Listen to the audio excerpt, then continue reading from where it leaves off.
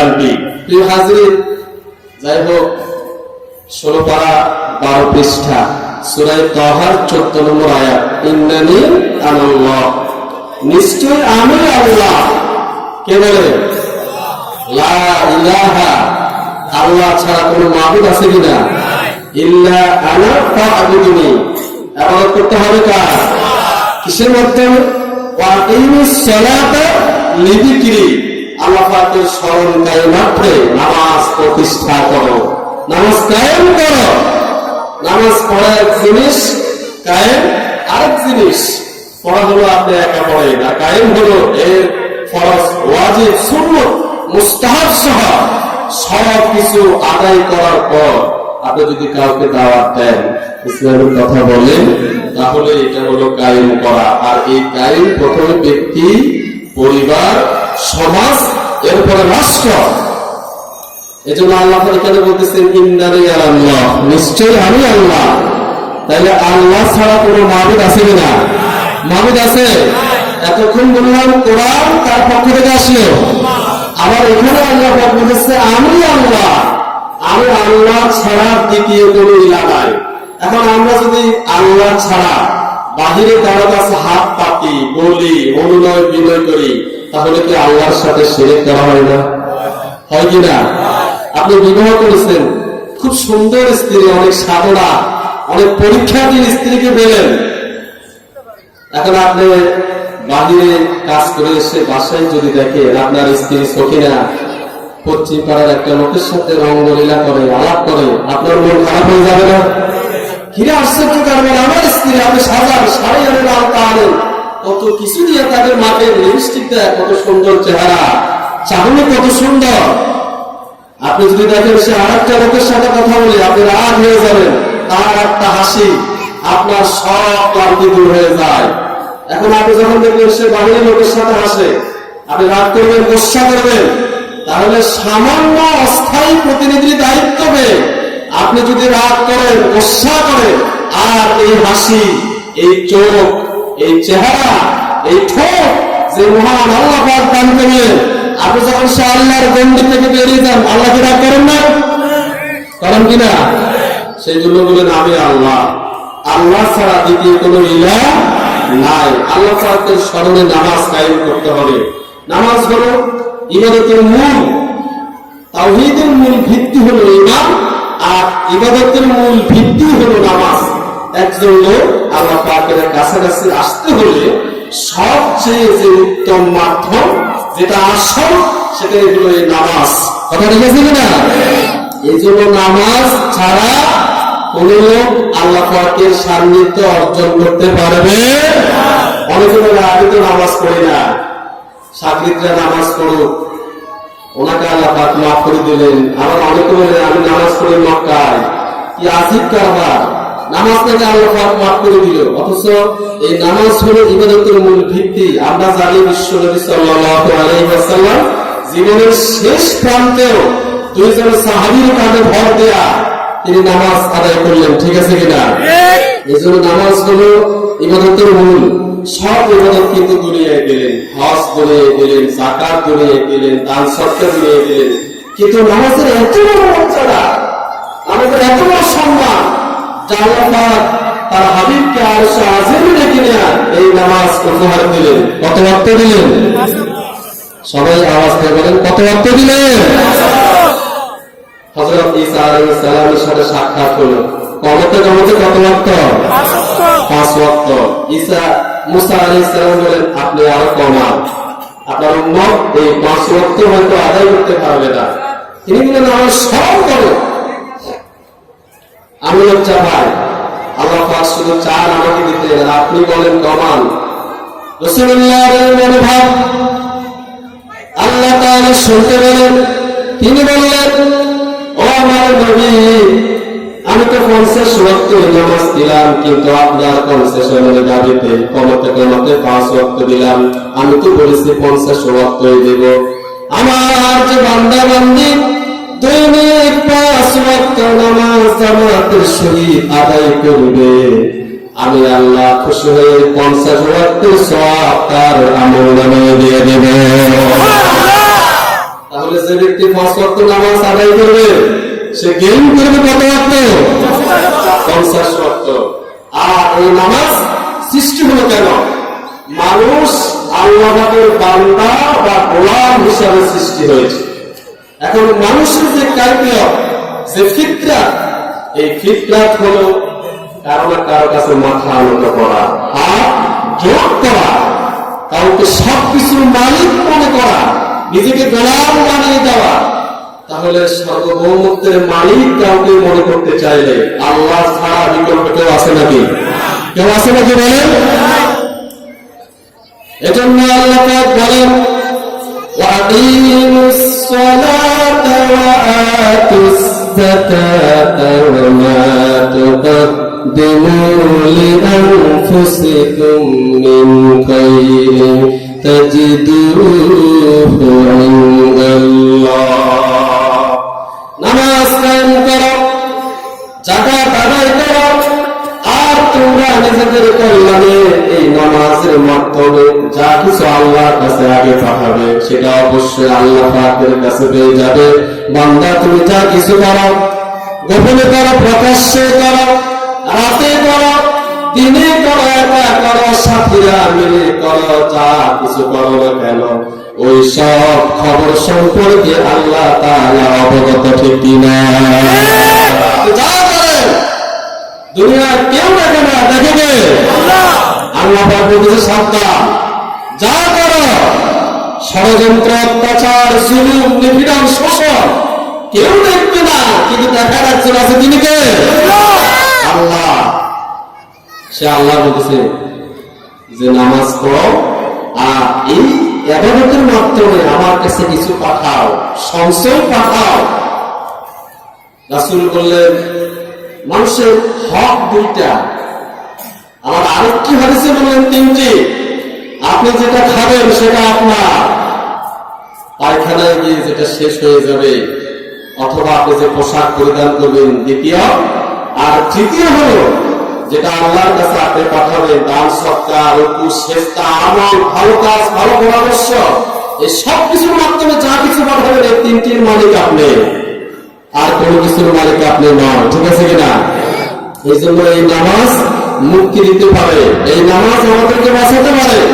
সেই জন্য হাদিস শরীফে এসেছে রাসূলুল্লাহ সাল্লাল্লাহু আলাইহি ওয়াসাল্লাম বলেন আন্নাবু যাকারা সালাতা ইয়াওমা ফাকালা মান হাফাযা আলাইহা কানাত লাহু নূর ওয়া বুরহানু ওয়া নাজাতা ইয়াওমাল কিয়ামা ওয়া মান লাম ইউহাফিজ কানাত লাহু ওয়ালা বুরহানু ওয়ালা নাজাতান ফাকানা ইয়াওমাল কিয়ামাতি মা ফিরাউন ওয়া হামান ওয়া উবাই ইবনে খালদ। যে ব্যক্তি নামাজ সংরক্ষণ করলো, নামাজকে আদায় করলো, এই নামাজকে আমাদের কঠিন দিনে আপনার জন্য দলিল হয়ে যাবে, আলো হয়ে যাবে, আর আপনাকে জাহান্নাম থেকে বাঁচার জন্য নাজাতের উপায় হয়ে যাবে। আপনাকে সময় দেওয়া হলো, সম্পদ দেওয়া হলো, সম্মানিত ব্যক্তি আপনি, এরপর নামাজকে আপনি যদি আদায় না করেন, নামাজকে সংরক্ষণ না করেন, এই নামাজ কিয়ামতের দিন আপনার জন্য আলো হবে না, আপনার জন্য দলিল হবে না, নাজাতের উপায় হবে না, বরং আপনার হাসর হবে ফিরাউন, হামান ও উবাই ইবনে খালদের সাথে। এই জন্য প্রিয় হাজিরিন, আমরা কি চাই আমাদের হাসর নসর ফিরাউনের সাথে হোক? আমরা চাই কিনা? আমরা কি চাই? সেই জন্য এই নামাজকে সংরক্ষণ করতে হবে, এই নামাজকে আদায় করতে হবে। আর নামাজ শব্দের অর্থ হলো আনুগত্য, গোলামীর নমুনা, পরিহার করা, প্রার্থনা করা। আর গোলামীর নমুনা হজ দিয়া, যাকাত দিয়া, দান দিয়া, সদকা দিয়া কোনোভাবে নামাজের মতো উৎকৃষ্ট প্রমাণ হতে পারে না, ঠিক না? আপনি যখন কানের গোড়ায় হাত দিয়ে দাঁড়িয়ে গেলেন, আপনি কি হয়ে গেলেন? আসামি। কি হয়ে গেলেন? আসামি হয়ে গেলেন, আপনি আসামি। যখন রুকুতে চলে গেলেন, গোলামীর নমুনা হয়ে গেল যে গোলাম মালিকের সামনে এইভাবে মতো করে থাকতে হয়। যখন সেজদায় চলে গেলেন, রাজা, বাচ্চা, ধনী, গরিব, শিক্ষিত, অশিক্ষিত, সাদা, কালো, সব অহংকার দূর হয়ে আপনি যে এক আল্লাহর কোরআন সেটা প্রমাণিত হয়ে গেল, ঠিক কিনা? এই জন্য নামাজ আমাদেরকে সেটা শেখায়। আপনি যদি না তার এই কপাল নামক কলমকে জিজ্ঞাসা করেন তাহলে সে বলতে পারত না, তার কপাল নামক কলম দিয়ে জমির দাস ক্ষতির পরে আপনি যে দৈনিক 5 বার আল্লাহকে সেজদা দেন, এই সেজদা আপনি আল্লাহ পাকের গোলাম, সেটাই উৎকৃষ্ট ভাবে প্রমাণ করে। সুবহানাল্লাহ। কিয়ামতের ময়দানে আপনি যখন জাহান্নামের কিনারে চলে যাবেন, তখন আল্লাহ পাক ফেরেশতাদেরকে বলবে, দুনিয়ার কোন প্রান্ত, মাটি হোক, চেয়ার হোক, টেবিল হোক, প্লেট হোক, গ্লাস হোক, সে যেখানে বসলো, ঘুমালো, খেলো, যা কিছু করলো, ওরা যদি আল্লাহর কাছে ফরিয়াদ করতে চায়, আজকের এই দিনে তার সুপারিশ আমি কবুল করে নেব। মসজিদের স্থান বলবে, আয় আল্লাহ তাআলা, এই লোক, এই বান্দা দুনিয়ার কাজ কর্ম পিছনে ফেলে স্ত্রী সন্তানের ভালোবাসা উপেক্ষা করে কোরআনের বাগানে আসলো, মসজিদে এসে সেজদা করলো, আজকে এই কঠিন দিনে আমি জমিনের অনুমতি ও সুপারিশ তুমি তার জন্য কবুল করে না। সুপারিশ করবে কেউ? ওই জমিন যেখানে সেজদা দেন, সেজদা দিবেন, সেজদা দিবেন। সেজদা এমন এক জিনিস, এটা আমাদেরকে আদর্শ বানাবে, উৎকৃষ্ট চরিত্রের মানুষ বানিয়ে দেবে। এটা নেতার আনুগত্য শেখায়, সময়ের ডিসিপ্লিন শেখায়, শৃঙ্খলা শেখায়, সমাজ গঠনের একটা সুন্দর পরিপাটি সিস্টেম হচ্ছে এই নামাজ। এখন তো মসজিদে একটা ইমাম নেবে, কত বাছাই করা হয়, বাছাই করে ওজনের যোগ্যতা কতটুকু, কেরাত সুন্দর আছে কিনা, ওনার দাঁড়িয়ে আছে কিনা, বার্থডে আছে কিনা, যোগ্য কতটুকু, বিয়ে করছে কিনা, স্ত্রী সুন্দর কিনা, ঠিক আছে আপনি যাচাই করেন, বাছাই করেন। একটা মসজিদের জন্য ইমাম বাছাই করলে যদি অনেকগুলো গুণ আপনাকে দেখতে হয়, তাহলে একটা সমাজ, একটা উপজেলার জন্য যে নেতা নির্বাচিত করা হবে, সেই নেতা কি ভালো না খারাপ, আদর্শবান না চরিত্রবান, নাকি দুশ্চরিত্রবান, সেটা সমাজকে দেখতে হবে কিনা, সেটাও দেখতে হবে। আর সেই চরিত্র, সেই আদর্শ আপনাকে যে জিনিস শেখাবে, সেটা হলো এই নামাজ, এই সেজদা, এই রুকু। কথা বলেছে কিনা? এক রাজা উজিরের স্ত্রী থেকে নজর পড়লো, স্ত্রী খুব সুন্দর। তো উজিরকে বলল, তোমার স্ত্রীকে আমার গোপন খাস কামরায় পাঠাই দিও। স্পেশাল খাস কামরা থাকে না, থাকে কিনা, পাঠাইয়া দিয়ে। তা আসলো, তো বললো, সোজা কথা, তোমার দিকে আমার দৃষ্টি গেল, তোমাকে আমি ভোগ করবো। স্ত্রী খুবই আবেদা ছিলেন, চালাক। তিনি বললেন, হ্যাঁ আমি রাজি, তবে একটা শর্ত। সেই শর্ত হলো, আপনি যদি তাকবীরের সহিত 40 দিন নামাজ আদায় করেন, এরপরে আমি আপনার খাহেসে রাজি। রাজা খুশি হয়ে গেল, নামাজে আসা শুরু করলো। নামাজ পড়তে পড়তে যখন 21 দিন হয়ে গেল, একটা রাজা কান্না করতেছে। আসরের নামাজের পরে ইমাম সাহেব জিজ্ঞেস করলো, রাজা সাহেব আপনি কাঁদেন কেন? বললো, আরে আমি আমার নিজের স্ত্রীর দিকে খারাপ নজর দিয়েছিলাম। ওই মহিলা কত বড় আবেদা, চালাক, সে বললো তাকবীরের সহিত যদি আমি 40 দিন নামাজ পড়েছি, আমার খাহেসে রাজি। 40 দিন কি, আমি যে 21 দিন নামাজ পড়েছি, আমার চোখের সামনে আল্লাহর জান্নাত ভেসে উঠেছে।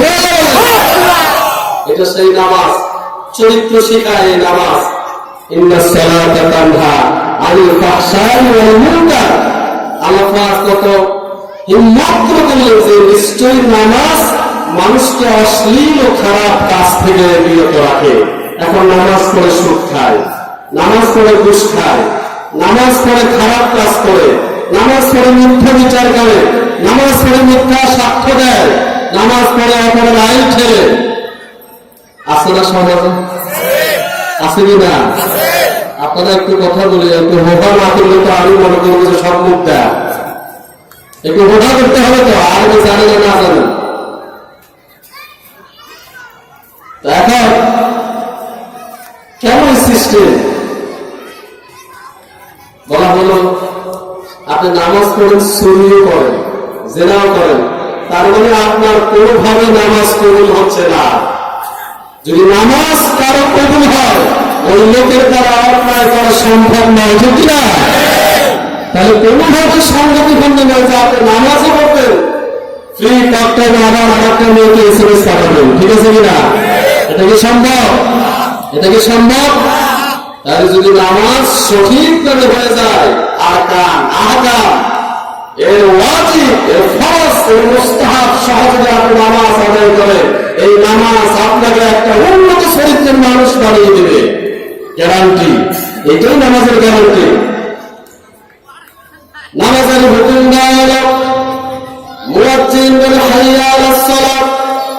আপনি যদি জিজ্ঞেস করেন মুয়াজ্জিন চিল্লায় কেন, নামাজে আসলে কি হবে, মুয়াজ্জিন দ্বিতীয় পঙ্ক্তিতে বলে হাইয়া আলাল ফালাহ, এসো কল্যাণের দিকে এসো, নামাজ পড়লে তোমার কল্যাণ হয়ে যাবে। মুয়াজ্জিন বারবার তাকে এসো নামাজের দিকে এসো। নামাজ যদি আপনি বলেন কল্যাণ হয়ে যাবে, আপনার ভাগ্য ভরে যাবে, আল্লাহকে সেজদা দেন। আবার নামাজকে এমন ভাবে সেট করলো, যখন আযান হয়ে গেল, আপনি যখন ওযুর পানি হাতে নেবেন, হাদিস শরীফে এসেছে ফজর থেকে যোহরের অবধি পর্যন্ত সময়ের সব সগীরা গুনাহগুলো কে মাফ করে দিবেন? সুবহানাল্লাহ না? ঠিক যোহর থেকে আসর, আসর থেকে মাগরিব, মাগরিব থেকে এশা, এশা যখন হয়ে গেল, আয়েশা রাদিয়াল্লাহু তাআলা আনহা বললেন ইয়া রাসূলুল্লাহ, ফজর থেকে যোহর, যোহর থেকে আসর, আসর থেকে মাগরিব, মাগরিব থেকে এশা, step by step you discussed this about time of gift to Allah. এই সময়ের করুণাগুলো আপনি বর্ণনা করলেন, কিন্তু এশা থেকে ফজর পর্যন্ত একটা বিরাট সময়, এই সময় আল্লাহ পাকের পক্ষ থেকে করুণাকে তিনি বললেন এশার জামাত, মান সাল্লাল ইশা ফিল জামাতি ফাকান্নামা কামা নিসফুল লাইল, যে ব্যক্তি এশার নামাজ জামাতের সহিত আদায় করে ঘুমিয়ে যাবে, অর্ধরাত্রিবেলা একটা লোক দাঁড়িয়ে নামাজ পড়লে যে সওয়াব, সেই সমপরিমাণ সওয়াব আপনার আমলনামায় আল্লাহ পাক দিয়ে দেবেন। সুবহানাল্লাহ। ওমান সাল্লাস সুবহ ফি জামাতি ফাকান্নামা সাল্লাল লাইল কুল্লুহু, রাওয়াহুল বুখারী। হাদিস শরীফে আপনি যদি ফজরের নামাজটা জামাতের সহিত আদায় করেন, তাহলে গোটা রাত একটা লোক দাঁড়িয়ে কষ্ট করে ইবাদত করলে যে সওয়াব, সেই সওয়াবটুকু আল্লাহ তাআলা বিনা হিসাবে আপনার আমলনামায় দিয়ে দিবেন। সুবহানাল্লাহ। নামাজকে এমন ভাবে সাজালেন, যোহর দিলেন, আসর দিলেন, সূর্য যখন ঠিক বরাবর তখন যোহর, দিন যখন শেষ প্রান্তে চলে আসে আসর। আমরা দিনের সূচনাতে আল্লাহকে একবার সেজদা দিয়ে বলি, হে আল্লাহ, আমরা তোমার গোলাম, আর কারো গোলাম নয়, ঠিক কিনা? আমরা কার গোলাম? জোরে বলতে হবে, আমরা কার গোলাম? সূর্য যখন মাথার উপর আসে আরেকবার বলি, দিন যখন শেষ হয়ে যাচ্ছে আসরে আরেকবার বলি, দিন শেষ, রাতের আগমন মাগরিবে আরেকবার বলি, রাতে যখন শুতে যায় এশার নামাজ পড়ে আরেকবার বলি, আল্লাহ আমরা তোমার গোলাম, আর কারো গোলাম না। এজন্য ঘুমের পথে পড়েছে বাতো, তখন যখন জহান হেলায় খেলায় কেটেছে আসর, মাগরিবের শুনে যান, এখনো মসজিদে হওয়ার শামিল, এখনো এশাতে আছে স্থান, বাজেছে আমামা তাকরে আমামা, শির উঁচু করে মুসলমান দাওয়াত এসেছে না জানে না, আর ভাঙা পিল্লায় উড়ে নিশান। আলহামদুলিল্লাহ। নামাজকে এমন ভাবে সেট করে দিল, এই সুন্দর নিয়ম কে দিলেন? কত দারুণ করে নিয়ম করে দিলেন, যা আপনি দৈনিক 5 বার 5 times a day we are engaged to Lord connectivity all time। আমরা যার সাথে সম্পর্ক স্থাপন করব, রক্ষা করব, তিনি কে? আর মাধ্যম হলো নামাজ। মাধ্যম কি? সালাত। এই জন্য সালাত ছাড়া কোনোভাবে আপনি আল্লাহ পাকের কামালিয়াত হাসিল করতে পারবেন না। এখন যে অনেকে বলে নামাজ লাগবে না, এটা কি সত্য কথা হলো? এটা আওয়াজ দেন না, সত্য কথা হলো? দিনের জিকির বড় জিকির, হালদি লাভদি বড় জিকির, বৈঠা জিকির ভালো নয়। যেইভাবে তুমি করো রাখ, শুধু আল্লাহ পাক রাজি হলেই হয়, এটা কোনো কথা? নামাজ লাগবে না এরকম অসংখ্য লোকের মুখ থেকে শুনছি যে নামাজ নাকি লাগবে না।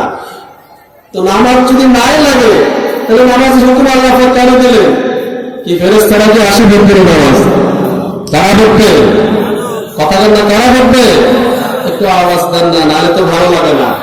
তাহলে তো আপনার জিনিস নিয়ে যাবে আরেকজন, আপনি টেরও পাবেন না। ওই 3 লোক গ্রাম থেকে আসলো শেরশা, তা আসে টাকা পয়সা শেষ, রাত্রে অবশিষ্ট 5 টাকা আছে।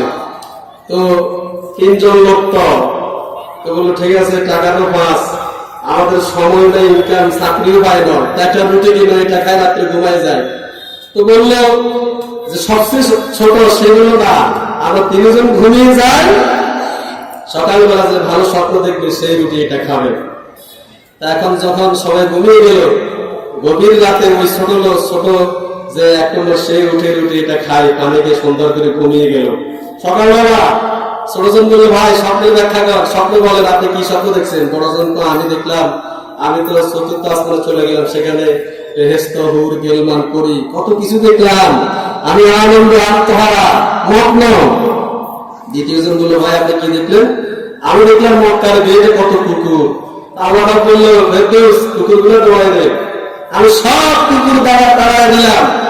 এখন ছোটজন তুমি কি দেখলাম? ভাই আমার স্বপ্ন তো ভালো না, না এটা বলতাম না, না বলতেই হবে না ভাই, এটা বলা যাবে না। কেন কি স্বপ্ন দেখলাম? আমি যখন ঘুমালাম রাত্রে এসে বললি উঠ ঘুম থেকে, আপনি বিশাল একটা লোহা পেড়েছে হাতুড়ি, উঠ ভাই ঘুম থেকে উঠলাম, করুন এটা খা। না ভাই আমি খাবো না। ভাই এই রুটিটা আমি একলা খেতে পারবো না, আবার আরো ফেরদুস ভাই আছে, জামাল ভাই আছে, না ওরা খাইতে হবো, না খাইলে বাড়ি দিয়ে মাথা মারালাম।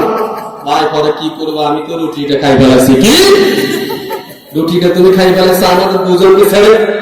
তা আমাদেরকে তুমি ডাকো না, খোঁজ করবে না তুমি যখন খাচ্ছ? ও কেমনে কই ভাই, আপনি তো মক্কা আর আপনি তো 4th আসমানে।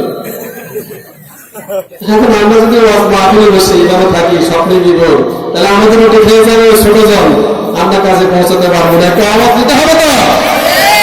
তাহলে আমরা কার সাহায্য চাই?